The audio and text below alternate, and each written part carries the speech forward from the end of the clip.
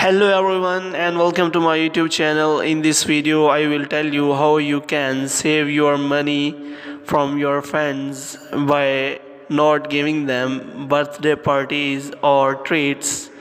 If you disable birthday notification of your from your friends on Facebook. For this you have to go to three lines on Facebook. After that you have to go to your Facebook profile and click on three dots as you can see in the video.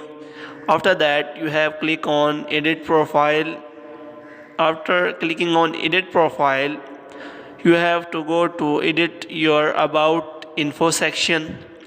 In your about info section you will find all your about info, in which there will be your birthday, so that you can easily change the birthday settings to friends of friends or friends to only me.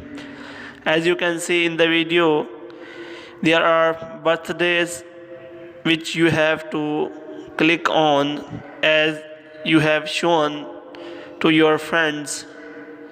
As you can see in the video, you have click on friends of friends, and if you want your friends not to see your birthday from your Facebook, then you can click on only me, so that your friends cannot get the notification of your birthdays from your Facebook.